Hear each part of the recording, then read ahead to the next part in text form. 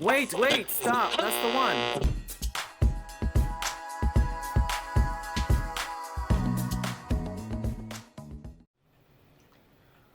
Welcome to ZEN TENN Speaks, a show where I make new friends and reconnect with old ones. A show where everyone's stories may inspire you to tell your own story. In this podcast, we encourage everyone to get rid of shame, guilt, fear, doubt, and judgments for themselves and for others, and replace those with love, empathy, compassion, understanding, kindness, and to do your best in everything that you do. In essence, to get rid of things that no longer serve your well-being. To be true to yourself and be honest with others. No need to be politically correct. That's out the window with 2020. Here, we tell the raw, uncensored story. Your story. And tell the truth as you see it.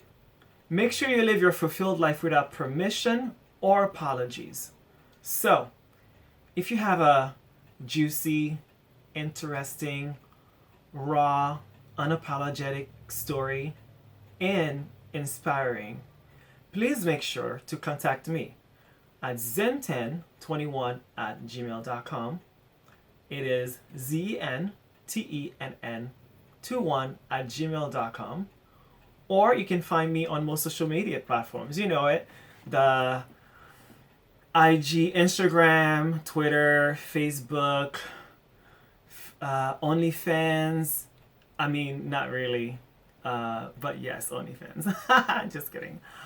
Not. As you may guessed it, my name is Zen, and welcome to the show. Today we have a guest, and our guest is Gary Alt. Gary Alt is a former Jehovah's Witness from 1974 until 2012, serving at the New York Bethel headquarters and as an elder. Gary is currently a financial advisor and life coach. He is also a songwriter, musician, and author of the book Force of Will, which I will put in the description on below. And Force of Will can be found on Amazon.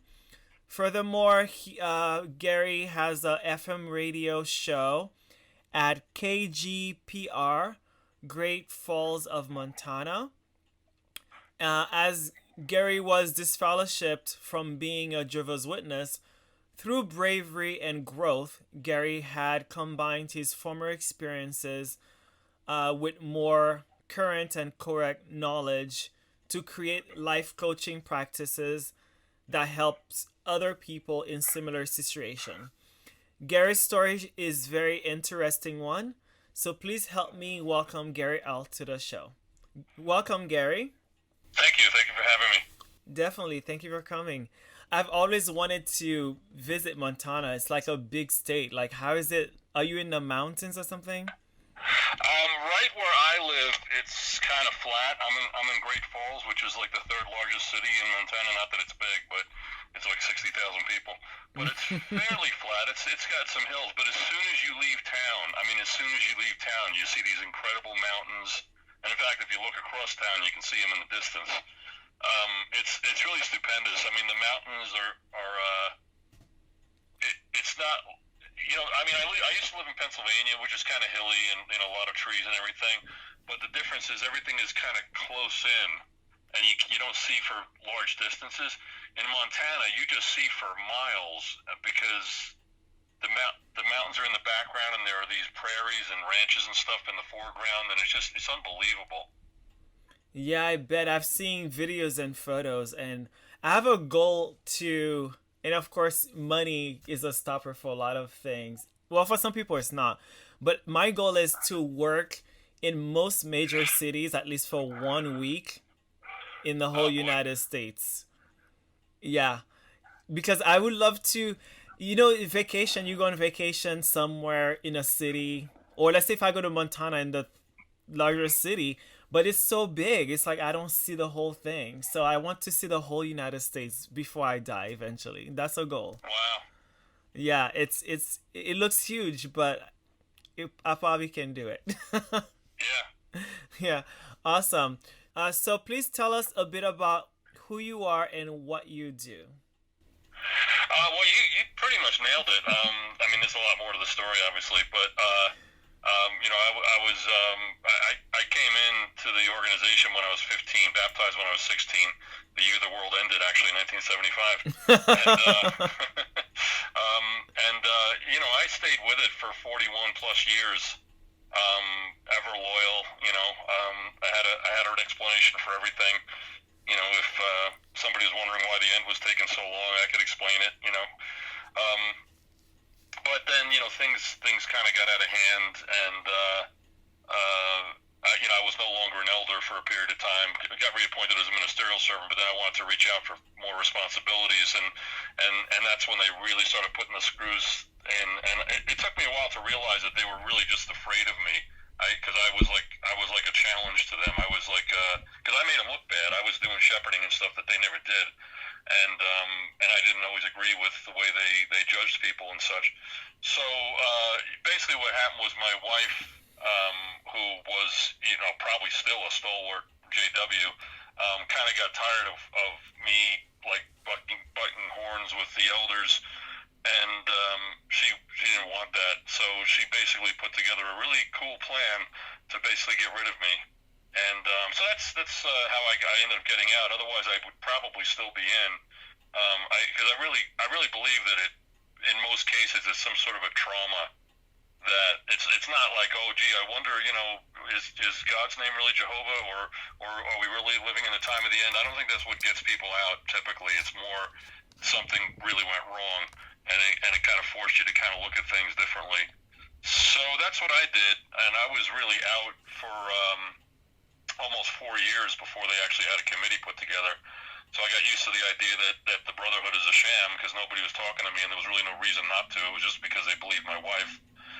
And so that kind of prepared me for life on the outside, and I think I bit off a little bit at a time and adjusted a little bit at a time, which was sort of a way of coping, I suppose. Right. So yeah, so you basically told the thing in a nutshell, but I will ask you some questions that you can more elaborate on that. Sure. So what made you join Jehovah's Witnesses to begin with? Well, I was 15 years old at the time that I started studying, and none of my family ever was in. They weren't at that time, and they never have been. But I just had a lot of questions about. Well, I mean, the Vietnam War was still going. It was. I guess it was the year that the United States finally pulled out and Nixon resigned, but it was just this last couple of years, like 72, 73. I was just like, why is this world such a mess? Why do we hear reports every day of some of our boys dying or doing horrible things over in Vietnam? And just the whole meaning of life, I just couldn't get it. And I wondered about the condition of the dead and all those kind of questions. And I got my answers. A friend of mine that I'd known since I was 3 years old he became a JW. His mother did when he was really little. And he took me on a Bible study, actually, and then he asked me if I wanted my own study, and I said, absolutely. So the first thing I learned was the condition of the dead, the hope for the dead, God's name, and I was like, oh my God, my eyes were just so opened, it was like unbelievable, and I just wanted to learn. And it didn't take me long to come to the conclusion that this is the truth, which is the moment, the way I see it, that's the moment when the thought control starts. Because in my experience, it wasn't at all like mind control, emotional control, making decisions for people like you can't go to college. That just didn't happen where I came in. None of those things ever happened. I mean, in isolated situations they did, but for the most part, it just didn't happen that way. So I think that when I decided this is the truth is when, in my own mind, I kind of submitted myself to a high control kind of religion, because from that point on, the assumption is that not only is what I've learned so far the truth, but everything I'm going to learn is the truth, because it all came from the organization. Right. That's where the problem comes in, or Right. at least it did with me. In our previous conversation, I love how you say, I don't look back with any bitterness, and I don't have an attitude of bring down the empire. So, I think you saying that is a positive characteristic, but why is that you don't have a bitterness or a a thing you want to bring it down and do all these things like many people in those groups are doing? Why is Yeah. yours different? Yeah, and I respect them for that. That's fine, and because everybody's experience is different. But I made my own decisions. I mean, I didn't go to college because I didn't want to go to college. It had nothing to do with the pressure from the elders or anything, or my family because they weren't in. So I made my decision, and I got my education much later. But every decision I made was my decision, and the elders were pretty much that's the way they were. They would say if I asked them a question about should I do this or should I do that, what do you think? And they would say, Gary, you're 15, you're 16 years old now. It's not really my job to make that decision for you. So let me show you how to do a little bit of research and this and that. So I made my own decisions. And so if I regret anything, if I'm going to be resentful or bitter, I'd have to be resentful or bitter toward myself. Mm-hmm. Yeah, the organization is destructive. Of course it is, and some people experience people that were born in or that were abused or whatever. I mean, my heart goes out to them. It's a completely different experience for them, and I get it because they don't really feel that they really ever had the power to do, their own thing. But with me, it was my own decision, and, for example, being shunned, I did the same thing. Anytime I heard somebody's name announced from the platform, I didn't necessarily know the story. And, there were times when I kind of questioned it a little bit, but the basic idea is we're supposed to go along with the system, and we're supposed to trust in the elders that they did the right thing. So I did. Right. And so I would treat people the way you're supposed to. And not family members, of course, because that's going way overboard. But so how can I be upset with somebody for shunning me? You know what I mean? It's like, it doesn't make any sense. Right. So I think it's important to be grateful for the things that you can be grateful for. And in 40 years, I mean, my life was pretty much all in the JW organization. I mean, I did other things, obviously. I talked with other people and worked outside and everything, but for the most part, that was my life. So obviously, there were good times. It wasn't all awful, otherwise I wouldn't have been there, And so, I'm grateful for some of the people I've met, some of the things I learned, and as far as the things that are negative that I had to kind of readjust and relearn and kind of, change my thinking over. So I did. I just don't think that doing things in a resentful, kind of angry spirit is particularly healthy. That's a phase you might go through, which is fine. It's a phase. And I don't mean a phase like in the sense that it has a beginning and an end, because it might recur every so often. But it's a normal thing to have anger, sadness, and things like that. It's because it's a mourning process we go through when we finally realize this wasn't the truth and all these people shun us and everything. But once I've moved beyond that, there's really nothing to be resentful for or angry about. That is very beautiful, and I hope people listening to this who are hurt by everything else that happened to them and who are resentful hear this and they get inspired by it, because, and as you mentioned, a point that you mentioned, we've done all these things. And one thing, I don't like guilt or shame, but one thing I had guilt or shame about when I left willingly was shunning other people. And I knew it was wrong, but of course you get blinded and then you do it. And then when I was out and I said that was wrong and I went along with it, shame on me. Yeah, right.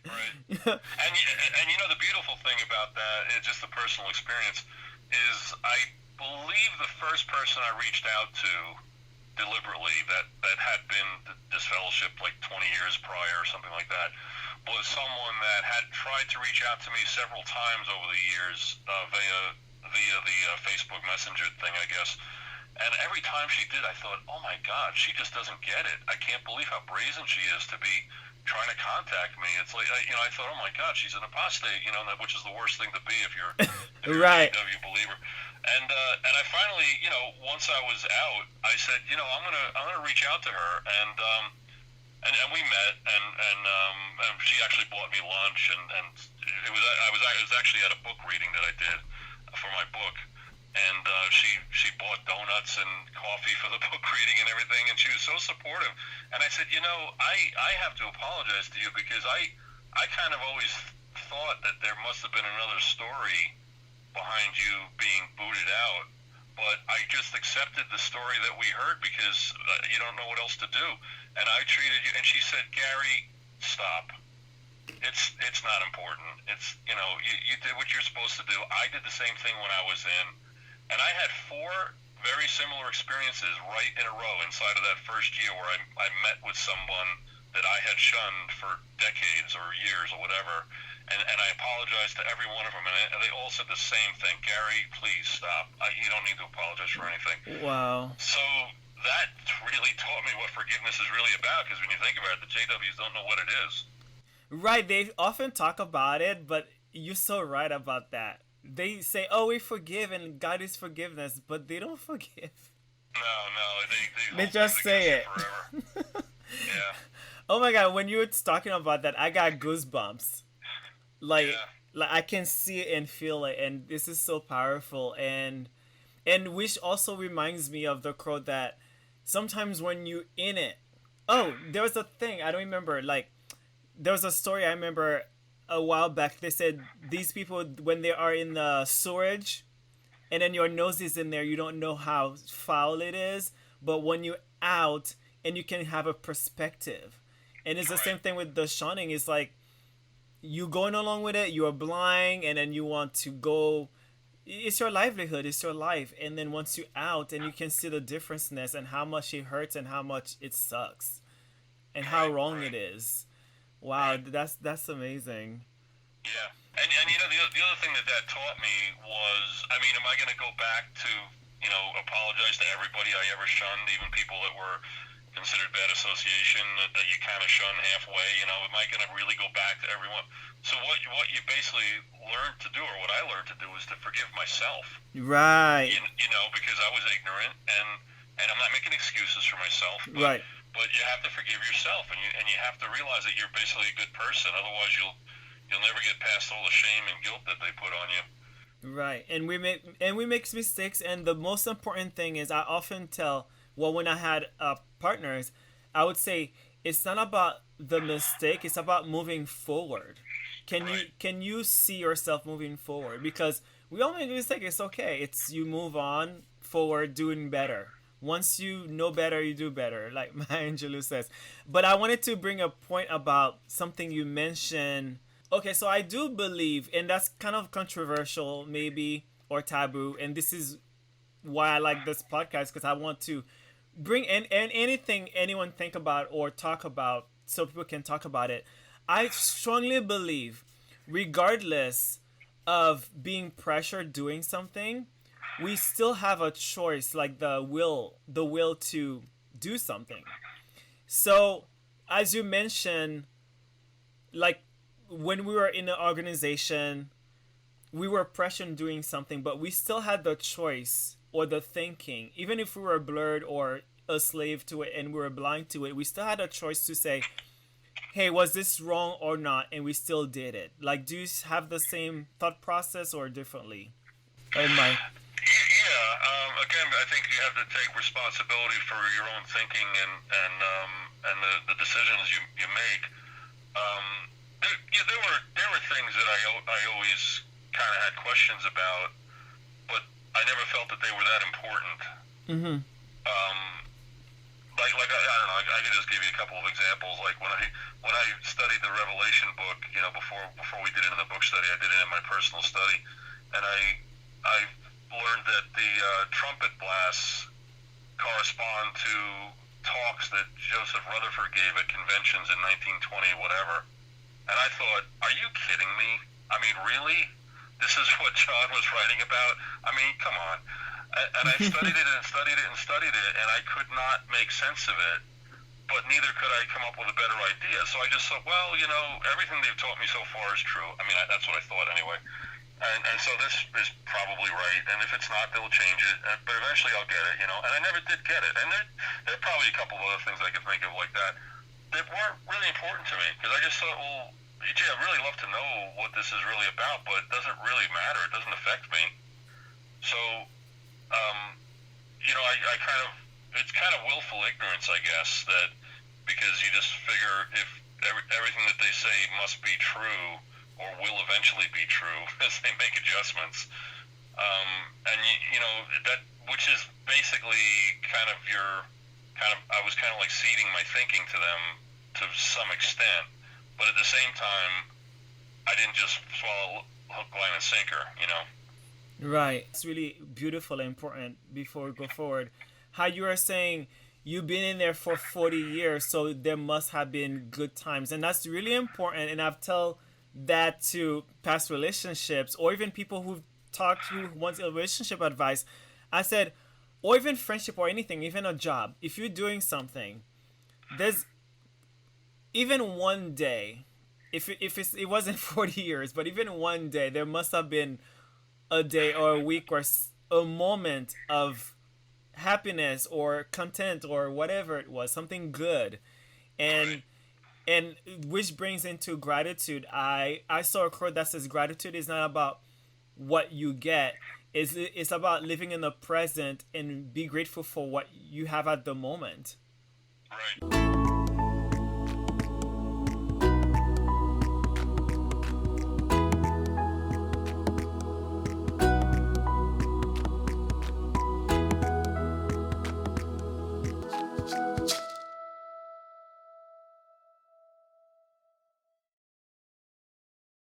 Okay, so you kind of briefly mentioned if things did not happen the way it did, you probably would still be in there. So if what happened did not happen, so that means you would not have critical thinking to get out of the organization. Like, can you tell me? Yeah, I mean, I always considered myself an independent thinker. I never bought the idea that independent thinking is evil. That's just a term that they made up. Obviously, we have our own brains, and our own brain tells us when to breathe and when to beat for our heart to beat. And it also, our conscious mind is our own mind. I mean, I can't understand that concept of independent thinking is evil. But I would characterize it as, I don't know if this is a clinical term or not, but malignant optimism, where I was always optimistic in the sense that I thought things are as good as they can be right now, and they will get better. I don't know how they're going to get better. I mean, when I was an elder, for example, I was always trying to get to change things so people could be treated a little bit more humanely, and it just never happened. I mean, it did sort of happen when we had a complete shift in, when the congregation split and all the bad elders went to one, and then we had all these Bethelites in our congregation, so things got a lot better. But it's still the same organization. It's still very judgmental and very rigid, and I didn't see that. I always made excuses for it. Like I said, I have an explanation for anything, like the whole new generation thing. The new definition of generation they came up with about 10 years ago or something. Right. I never understood that. I said it sounds ridiculous. I mean, I'm sure they're going to change this someday because it can't possibly be right. But I said, well, I'm not going to try to explain it to somebody if I'm in the field ministry and somebody wants to know how do you know we're in the last days. I'm not going to bring up the new definition generation because it's stupid. I mean, it's just completely idiotic and illogical and not even scriptural. But right. Since I didn't have a better explanation, I just thought, well, all right, someday they'll change it. We're still living in the last days. So that's where the malignant optimism comes in, or some people might just describe it as cognitive dissonance, but which I guess it is. But yeah, I think as much as we think that we're free thinkers, because in the organization you do have people that are completely sycophantic. They have no ability to think at all for themselves. I mean, I even remember an older woman in her 70s that once said, why can't the society just write an article that tells us which movies we can see and which ones we can't see? Wouldn't that make it easier? She really thought that would be a great idea. So there are some people that really never use their brain for themselves, and there are some that do it a lot. But I don't think there's any witness alive that does it completely, that really does it in a true sense, because they'll always make excuses for the organization. It doesn't matter what you tell them. It doesn't matter how many stories they hear. They'll dismiss it and say, "Oh, it's apostate-driven lies." Right. So there's always an excuse for things. So I think that I was not any different from anybody else. I did quite a bit of my own thinking, and I always taught my kids that way: do not cede your brain to someone else. It's your brain. Use it. But at the same time, yeah, I mean, to some extent, I made those excuses and kind of went along with things that really didn't make sense to go along with. Right.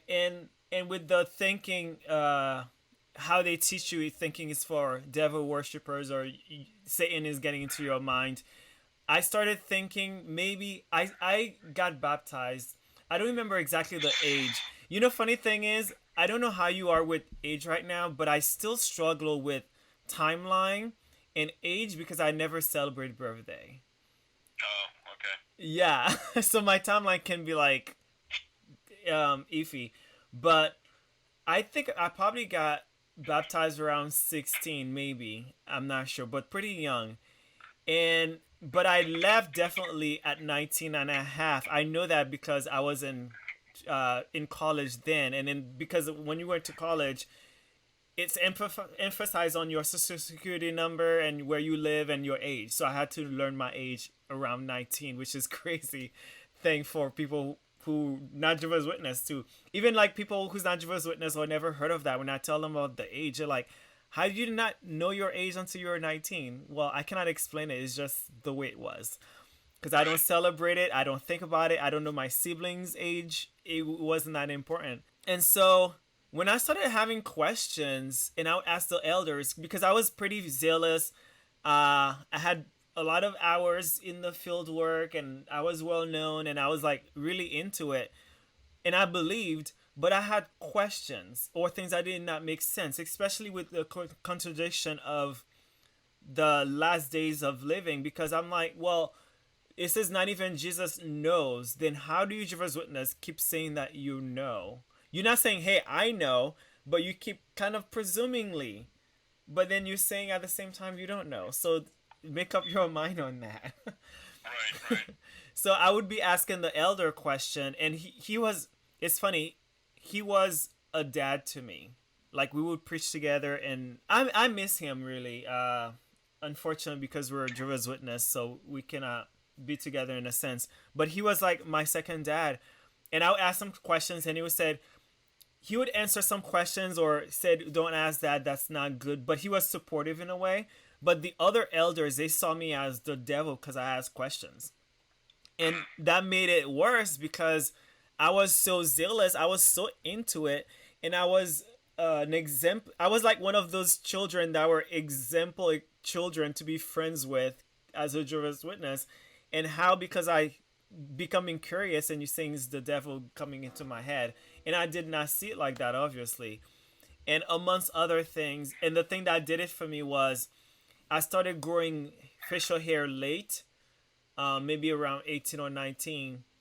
I had like little stubbles really, and I used to visit other organizations. You know how someone else visit another organization to make a speech, or because they give you different privileges, and then the other elder in the other place said that I was worldly because of my appearance, instead of asking me questions, or even instead of being supportive and say, hey, you look this way, I can teach you how, etc.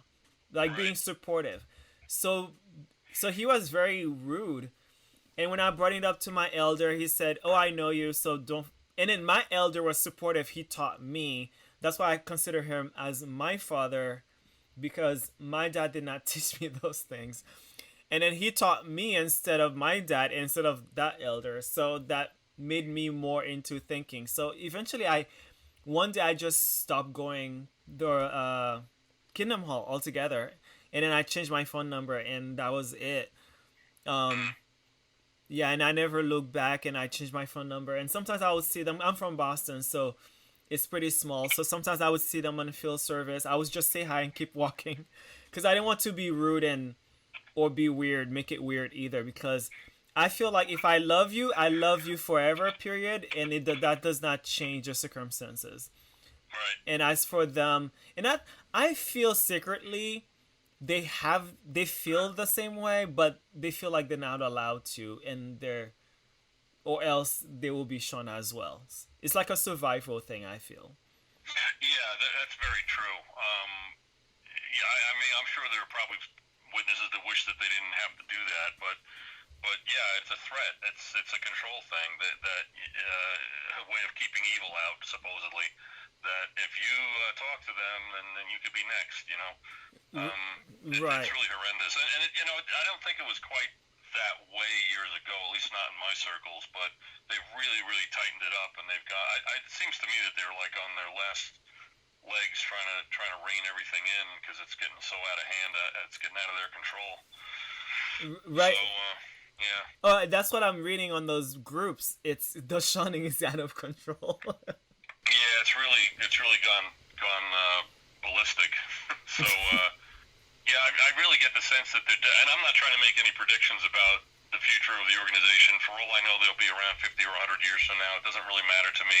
I don't concern myself with it is just as much as I don't concern myself with the Catholic Church or Islam or the Republican versus the left, the Democrat Party. Those things are going to exist whether I like it or not. Right. And I don't worry about it. I got too much to worry about, Right. But it just seems to me on the surface that the way they've been using the internet and up until fairly recently, it was like, oh, be careful about using the internet, and we shouldn't really be using social media because it was going to open up the world to the people.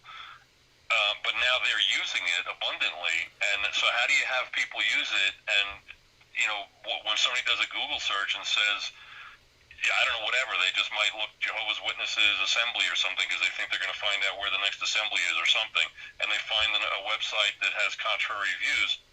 How do you contain that? So now you have all this news out there about. So it's not even so-called apostate websites. It's credible news sources Right.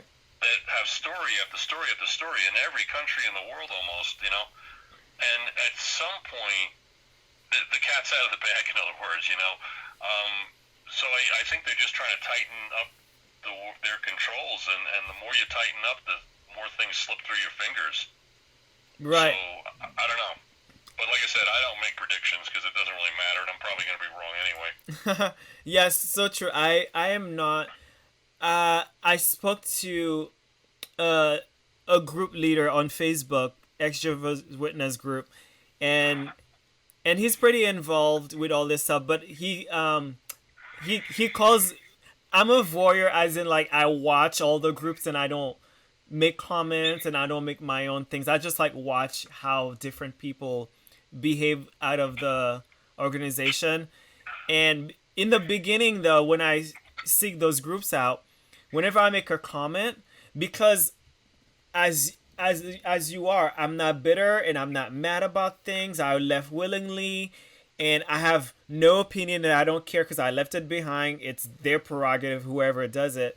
So when I'll make a post or a comment like that, people were out for me. They DM me bad things, and I got kicked out of so many groups because of it. So now I learned my lesson to just read and watch and don't make comments and don't engage with different opinions. There's a witch hunt. Like, people cannot have different opinions and still have a conversation. So I learned about that. So question for you regarding that: how engaged are you with other XJWs, if you are? Well, I'm in several Facebook groups, but obviously I don't actually know most of those people in person. In my town, there's my girlfriend, who's obviously we're intimate, and then there's one other gentleman that lives not too far away from me, and then Montana is such that the next town is like about an hour and a half away. It's not like where I grew up in New York, where it's like you get in your car and you drive 5 minutes and you're in the next town. Another 5 minutes, you're in the next town. Whatever. Right. So there are scattered XJWs here and there that I'll say, hey, we should get together, but they're like 3 hours away. Like, when's it going to happen? I don't know. I stay engaged in these groups mainly because I see a lot of people that are hurting Mm-hmm. and are really struggling to make their way. And as a life coach, I can help those people. And so that's really why I stay engaged.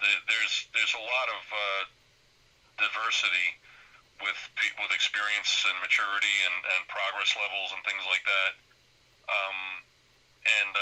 There are some things that I just I don't like. There's some groups that are really very negative. I'm not even part of those groups anymore. That's like it's been they were bad experiences. So I just XJWs are the same as JWs, the same as Catholics, same as atheists. We're all different people. Everybody's got a different viewpoint, different belief system, different propensity for shoving things down people's throats versus live and let live kind of attitude.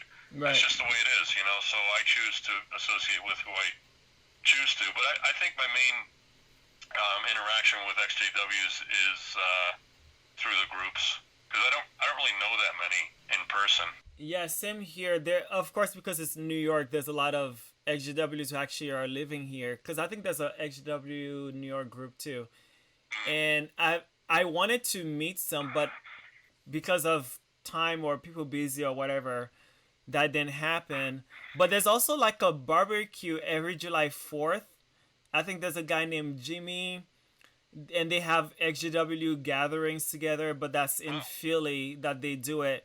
But a lot of them are in New York, Connecticut, Philly, Delaware, or Jersey. And I often wanted to do it, but because I work or the schedule, etc. But as of now, because of my experiences with a lot of, I think especially the negative groups, that I just feel afraid because my opinions, I live and let live, and I love to talk to people who have different opinions because it makes my mind more open instead of just like agreeing with a group like I've done with Jehovah's Witness and there's no bigger thinking. Right. So, but when I express, I often find myself lost or alone because people will be like, I'm a witch hunter, and they witch hunt me. So now I just ask questions so I can hear people speak instead of like saying my own. And that's like a different way I've interact now. So how did you feel about being kicked out of Jehovah's Witness? How do you still have trauma from that, or how have you overcome being kicked out?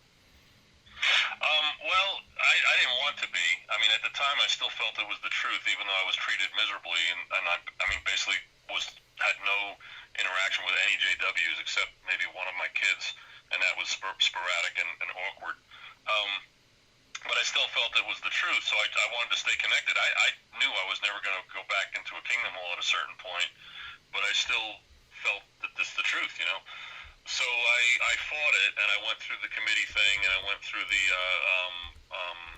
appeal process, really for one reason. It was just because I knew that if I didn't do everything I could to stay connected, that I would regret it for the rest of my life. If I did everything I could, and they kicked me out because of their corrupt thinking and their just plain evilness, really, then there's nothing I can do about it. And I did what I can do, and at least I can sleep at night, So, and that related mainly to my kids. I don't really care about almost anybody I ever met because they dumped me. Like 3-4 years before I was ever in front of a committee, they dumped me based on a ridiculous story that there was so much proof that the story was not true. Nothing to prove that it was true. Absolutely nothing. Completely made up in someone's mind. And I had, every kind of evidence you can imagine, eyewitnesses and just scores of people and documents and cameras and all kinds of things to prove unequivocally that the story that was made up was just utterly untrue. But all these people believed it. So I realized pretty quickly that I'm never going to get through to them, so they don't matter to me. Mm-hmm. So it was really just my kids. So So being kicked out, and I say kicked out because I don't like to use the word disfellowship. That's what it was. I was disfellowshipped. It's not an evil word, but I don't think of myself as in a disfellowshipped state. I have no status with that organization. It's like I've been out of my high school for 40 years, so that's where I graduated from. But I'm not on detention. I'm not in Mrs. Reiner's French class anymore. It's an old thing. So Right. it's the same thing with the witnesses. I am not in a disfellowship state because it's only Jehovah's Witnesses that think about me that way. And I'm not part of that organization in any way. So how am I disfellowship from, like, if I went to the store and said, "Hi, how you doing?" And he said, "Oh, how are you doing?" I said, "Well, okay, except that I'm disfellowship." They'd look at you like what? Excuse me? I mean, it's just Jehovah's Witnesses that look at you that way. So what? So I don't think of myself that way. So it was an event. It's something that happened. It's like being arrested and then being let go. You're not in jail 20 years later. You were arrested. Okay, great. Now you're free. So it's the same thing. It was not traumatic. Because I was an elder and I saw how corrupt their thinking was and how they were basically the reason I was disfellowshipped was it was just something that I didn't do, and I could prove that I didn't do it, but they weren't interested in the proof, and so they were just dishonest about it. They clearly wanted me out, Right. I saw what was happening. They couldn't wait.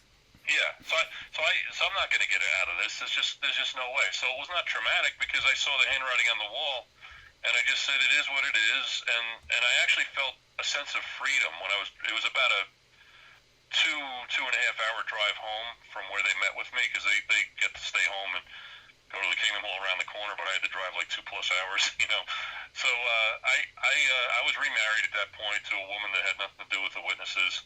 And I remember driving home thinking, I am finally free.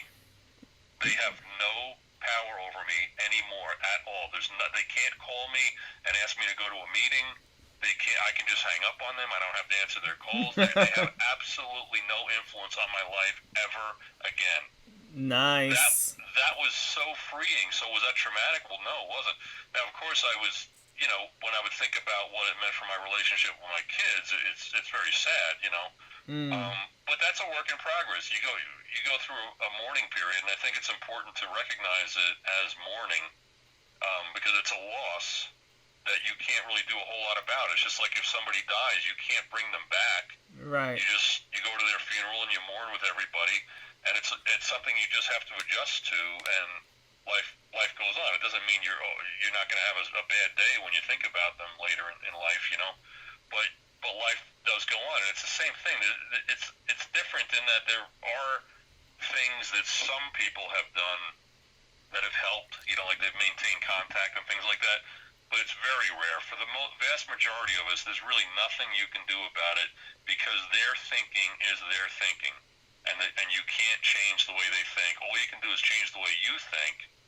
Mm-hmm. And that's one of my biggest things when I talk to people in the life coach practice is that all we can really change is our thinking, because when we change our thinking, we change our emotions. Yes. Because an emotion can't exist unless we're thinking about something and it's in our mind, it's true, like something about ourselves, something that happened today that convinces me that I'm a bad person. That's my thought, my erroneous thinking that I'm somehow a bad person because of what just happened today. So I have to change that thought, and therefore the emotion changes, So it's a mourning thing. We get angry, we get sad, we go through a period of shock and disbelief, and maybe we get angry again a couple of years later when we think about it. Those are normal things. There's nothing wrong with being angry or sad about something. But we do have to change our entire belief system, and that's what's going to get us back into a state of emotional wellness. So I don't think of it as traumatic. It's just something that happened. That's a right way of thinking about it and feeling it and doing it, definitely. And that's a path to healing, and I love it. And I felt the similar ways too, because when I left, my circumstances are kind of different because I did not. I will have a solo podcast about that about friendship. I was not allowed to make friends outside the organization, of course, and not even within, because I was considered to them those exemplar children. So I couldn't make friends with people they thought that were not good enough, kind of a thing, if that makes sense. And I could only make friends with elder children or the other, what's under the elders? Ministerial servants? Yes. So I could only make those friends. So I didn't have much friends. So when I left, I kind of left it that way because I'm like, well, it is that. And my family, although I was not brought up by my parents entirely, not even half of my life, I would say for 5 or 6 years of my life, that's when I met my parents, and that's when they raised me for that part of my life. So I did not have that deep of a connection with them. And so when I left, I had really no sense of loss, which was pretty weird for a lot of, even for me. I was like, am I that cold that I don't feel anything? But as I grew older, I'm thinking maybe because I did not have a connection with many people, so when I lost them, they weren't even lost because I had no connection, and I don't have children within it, etc. Even my siblings, who some of them who are still Jehovah's Witness, I think the only people that I miss were my siblings. But after a point, I realized, well, they made their choice to shun me, so what can I do? I just have to move forward and live my life to the fullest. Exactly. Right.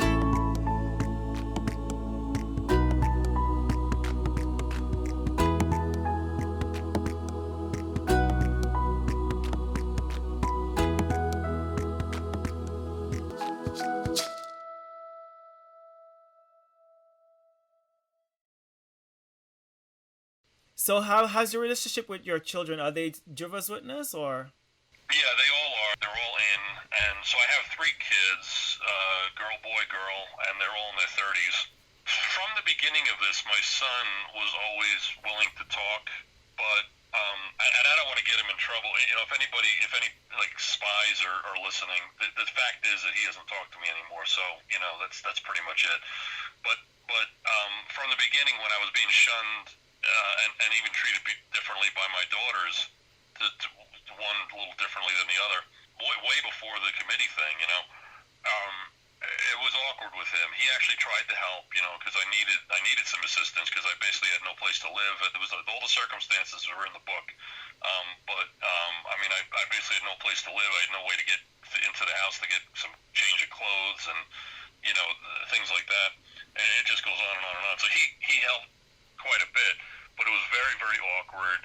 And you know, efforts in recent years to say, hey, why don't we get together and just have lunch or something like that, and has always been like, yeah, let's do that. But then it never happens, and the next thing you know, I'm moving to Montana, and it's like, if we're gonna get together, it's got to be in the next couple of weeks. And it's sort of like, yeah, well, I'll get back to you in a couple of weeks. Like, basically, what you're telling me is you don't want to meet with me. You know what I mean? So the girls, it's just one of them had a baby not too long ago, and I sent a little, you know, a box full of clothing for, you know, 3-month-old, 6-month-old, and 12-month-old.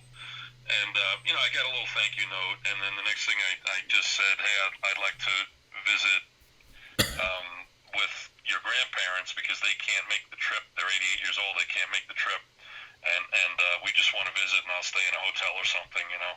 And I got a very, very negative, dehumanizing, completely dispassionate, you know, no emotion kind of answer that was like right out of the JW textbook. Mm-hmm. And I realized at that point that, you know, they're not bad kids. It was right out of the textbook. Some elder probably told her what to say. Right. It was completely, there was nothing human about it, nothing emotional about it. It was just matter of fact, like, please limit your contact to just essential things. Well, what's essential? Essential is my mother dies, and you need to know where the funeral is.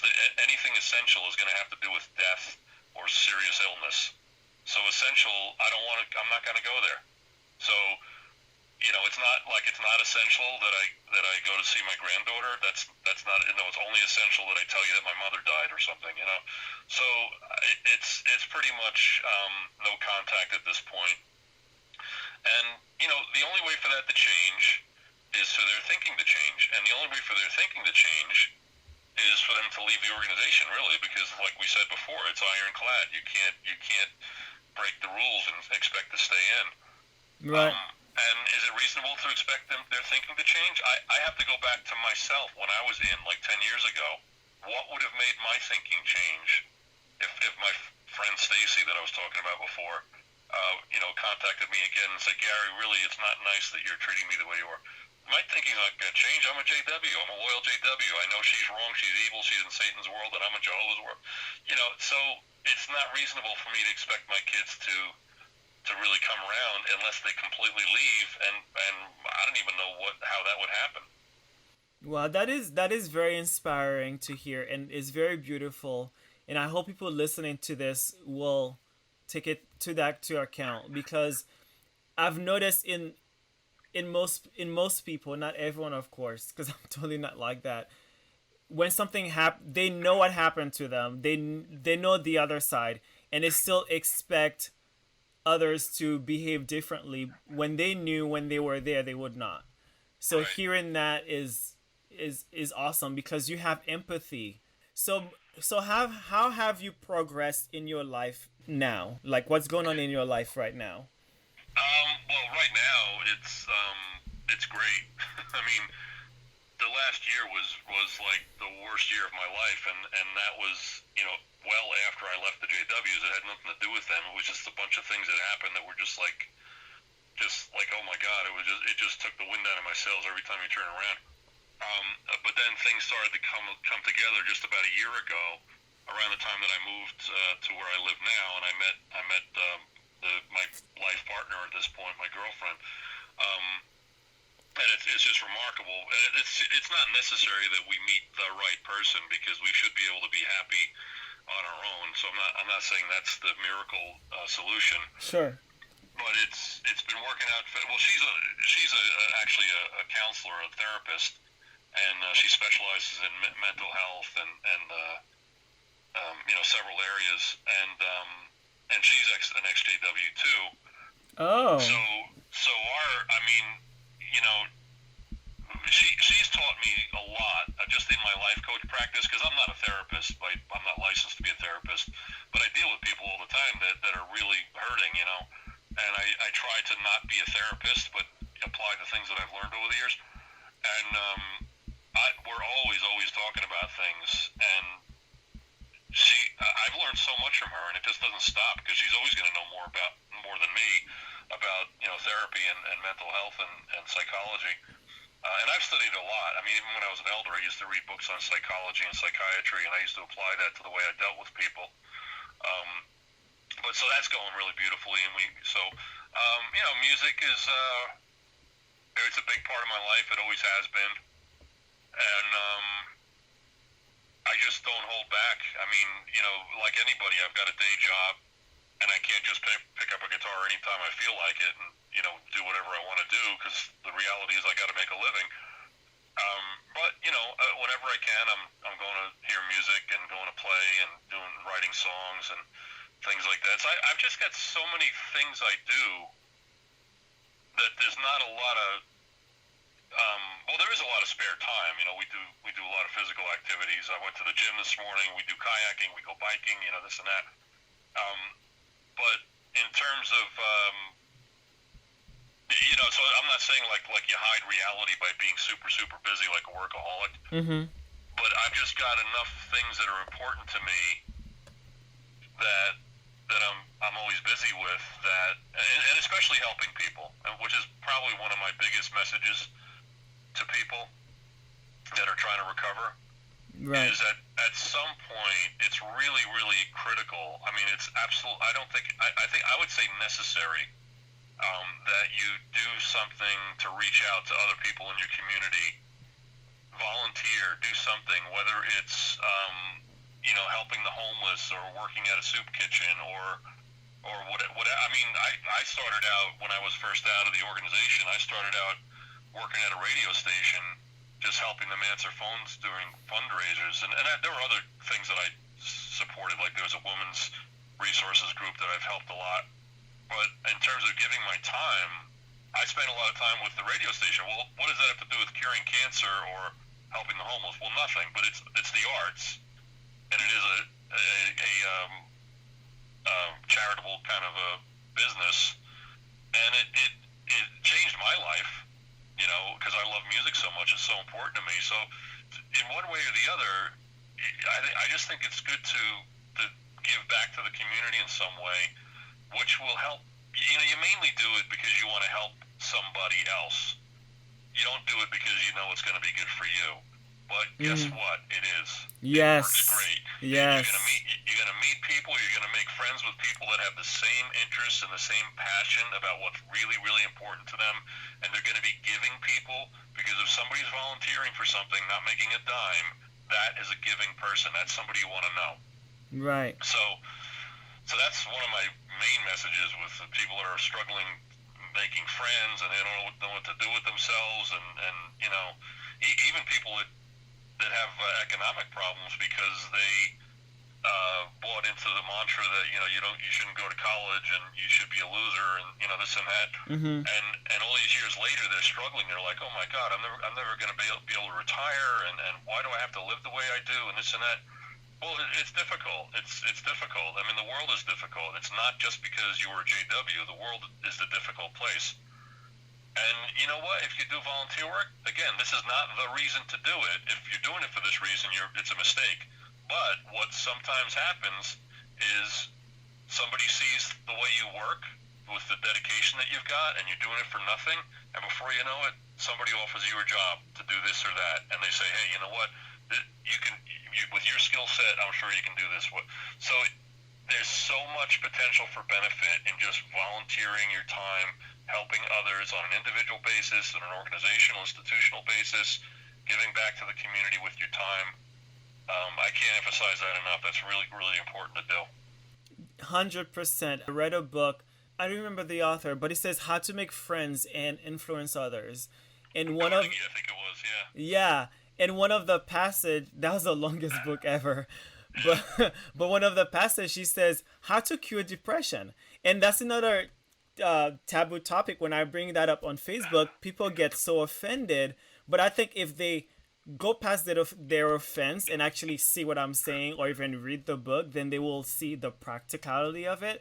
It says the way you treat others is how you treat yourself. So basically, when you volunteer, like you were saying, yeah, you do it for others, but it feels good for you as well. So it's like two birds with one stone kind of a thing.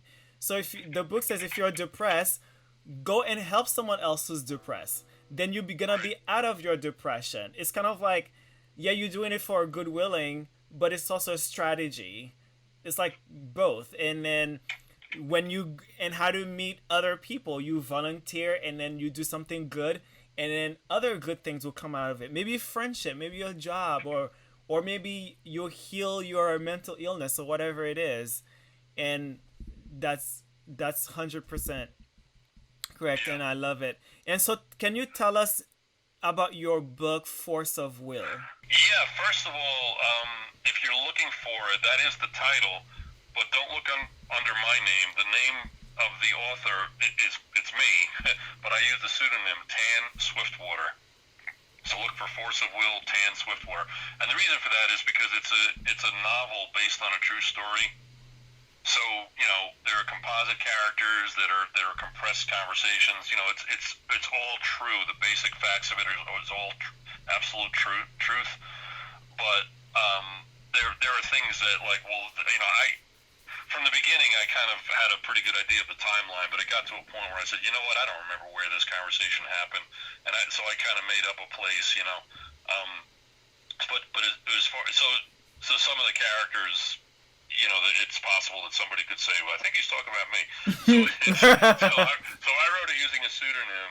But yeah, I eventually realized that no JW is ever going to read this book anyway, because right from the first chapter it mentions mentioned, it's a therapist talking about how his specialty is helping JWs with their unique needs.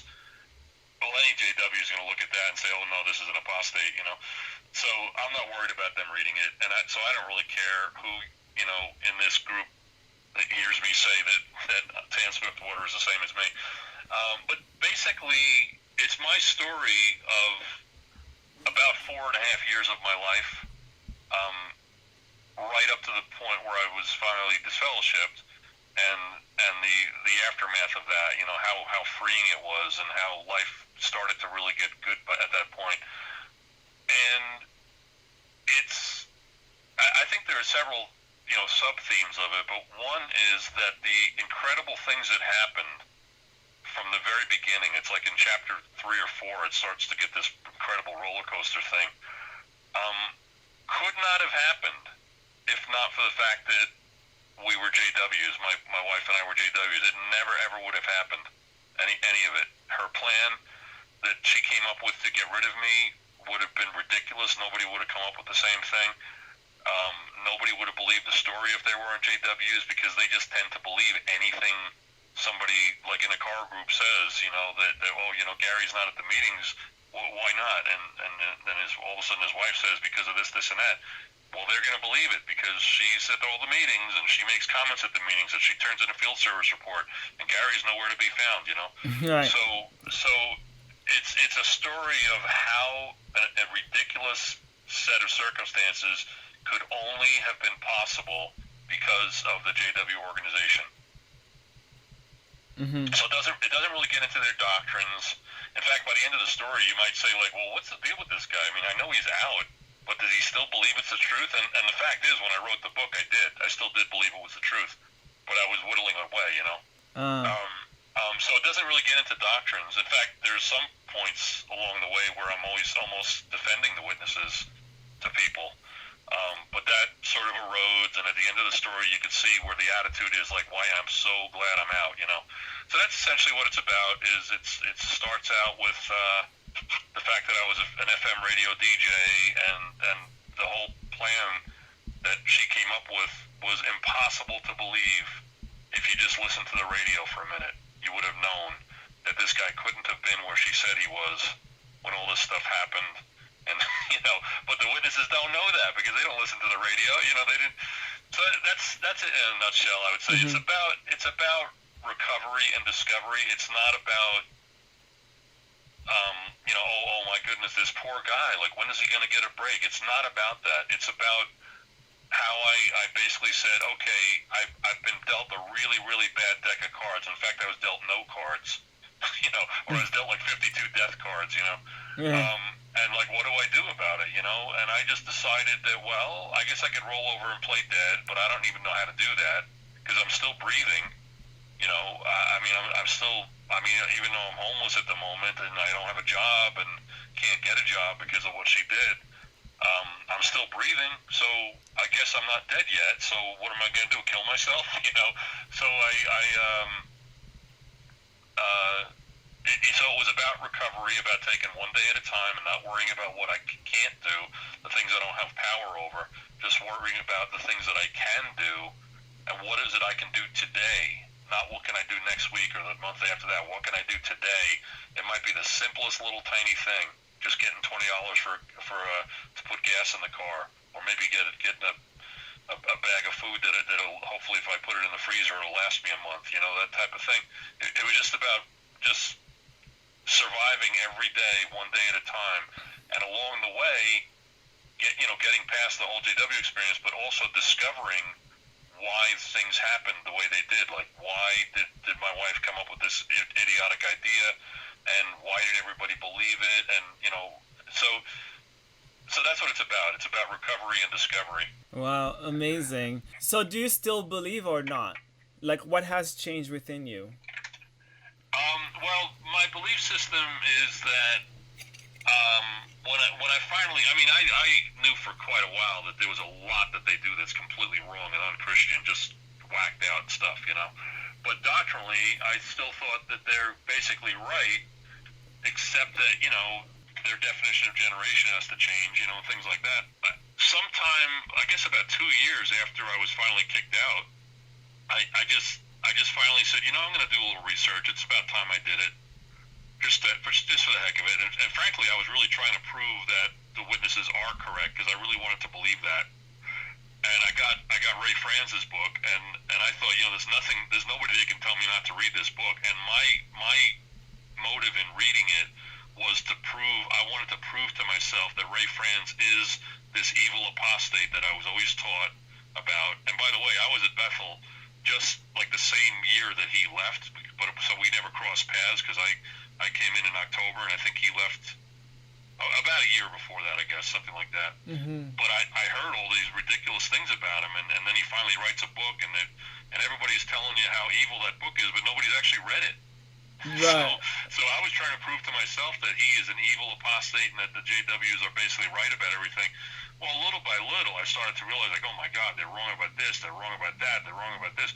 And I finally got to the point where I knew enough to realize that they do not have the truth.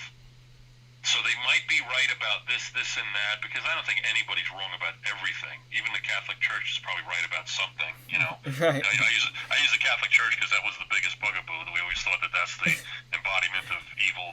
Babylon. The core of Babylon the Great, the head, But everybody's right about something, And I thought, well, what's the difference?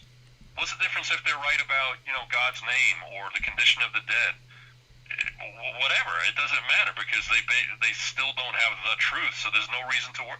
So I just decided I'm not going to go on an endless Bible study thing to find out, well, what is the real truth about the dead, because it doesn't matter to me. I don't care. So my beliefs are basically that I still believe in a creator, and I use the name that we always used on occasion because that's the best thing we can come up with in English. I just don't associate it with that organization. If anything, they blasphemed it like crazy with all their using that name as part of their name. Right. I mean, it's like holy mackerel. Right. But so when I look out at the mountains in Montana, I don't think they just got there. I just have a very high appreciation for everything around me. Apart from that, I don't know what to believe. Are we living in the last days? What's the difference? like what am I going to change it or something? Like, am I going to turn the clock back or something? It doesn't matter. I find so much purpose in living each day, just doing good for other people and loving the people I love. That what's the difference whether there's something called Armageddon coming in 50 years or 200 years? Like, what? How does that? So I'm not afraid of it, and I totally recognize that everybody has their own beliefs. There's some people that are atheists. There's some people that praise Jesus, this and that. That's fine. I respect everybody's beliefs. It's fine, but my beliefs are just that I believe what I believe, and I don't think it matters because I'm pretty sure that whatever happens in the future, whether it's after I'm dead or whatever, it's probably going to be good if you're a good person. Definitely. I agree 100%. And I live my life in a very similar way, and that's very healthy. That's great. So how can someone reach out to you with your coaching? Well, I have a website called Open Path Life Coach. So openpathlifecoach.com. My contact information is on there. You can send an email. You can call me, whatever. And one thing I need to mention is that I'm a life coach not just for XJWs or ex-high control group people.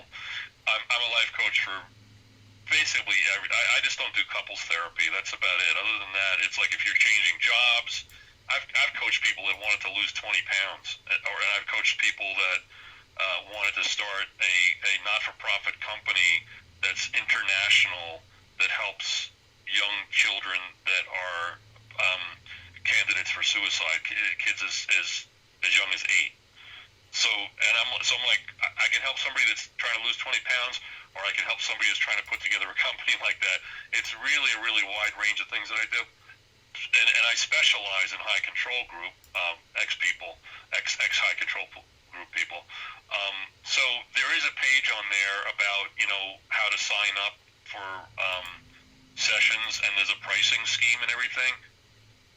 I can't really say this on my website because it would not be fair, but it doesn't apply to XJWs. It's something, we could talk about it, but it's not. I don't even remember what it is for like career changing people, but it doesn't apply. It's not the same thing, because I totally recognize that XJWs are one of the things they have to overcome is that they were always taught to be a financial failure, to not go to college or not get a decent job, just be just do something menial, which is fine, by the way. I'm not being critical of anybody that washes windows or something.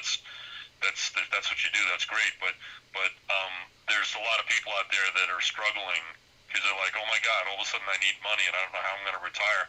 So I'm not going to, I'm not going to charge a whole ton of money for people that are in that kind of circumstance. So just so you know, when you go to the website, that doesn't apply. That's something we need to talk about. So again, openpathlifecoach.com. Awesome.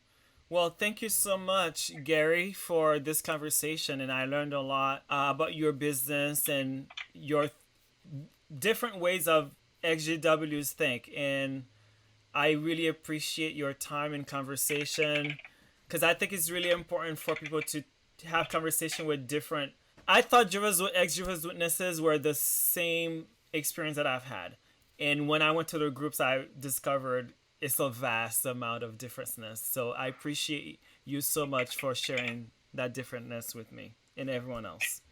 Yeah, thank you. I enjoyed some of your expressions about your journey, and thank you for having me on. Definitely. Have a good one. Thank you. Okay, thanks. Bye-bye.